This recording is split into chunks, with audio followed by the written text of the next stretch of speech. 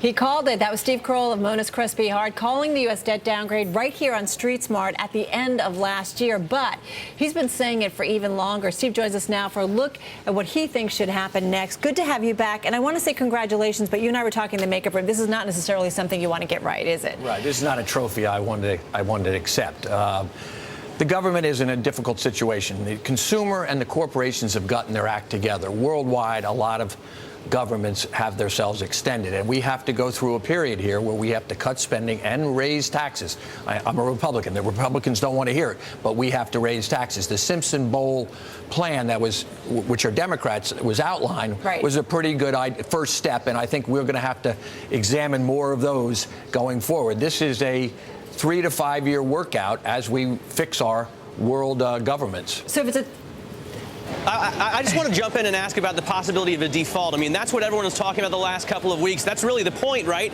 of S&P's ratings. But, Steve, do you honestly think that the U.S. could default on its debt? We weren't even close to that if you looked at revenue and interest payments that we need to make. No, Matt.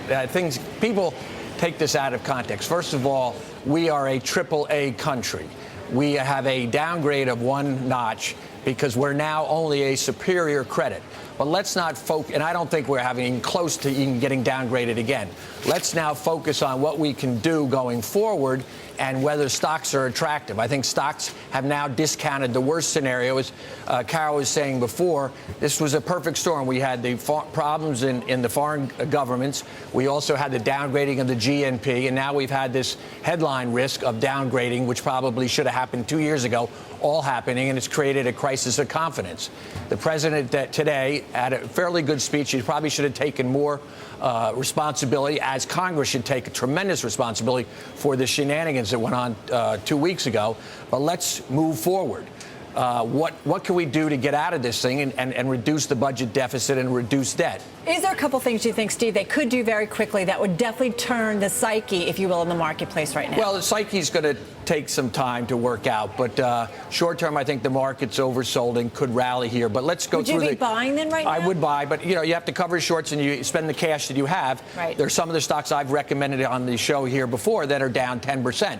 But so everyone's going through pain. But the steps that I've looked at is I think you have to put an immediate investment tax credit out there so corporations are going to build something in 2014 or 15. Think about doing it now. The bad news is I think for the rich, you have to raise the taxes 3 percentage points over 5 years. And I know everyone's going to yell, but you got to do it. And for the poor, the 50% that don't pay taxes, you got to put in a minimum tax. I know everyone's going to scream and whatever it is, but that's the only way you can work your way out of this. I think you have to raise the corporate tax rate. It's such a deep hole at this point. Of course it is. It's gigantic. When you do the numbers, it's huge, and it's going to take time.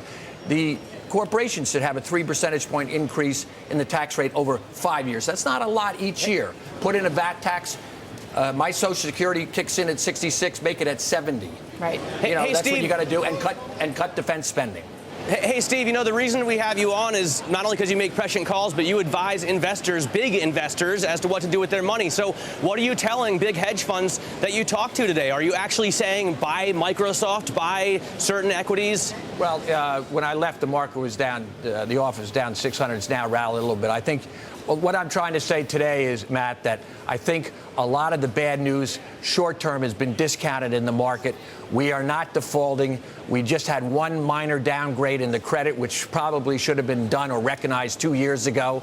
I think the S&P was late in doing it. Some of it was political, but it clearly is a AA plus credit. Now, what stocks do I buy? In the latest earnings announcements, the reinsurance companies came through. Fluor had a good quarter. The stock's down 5 today. So there's some tremendous bargains out there.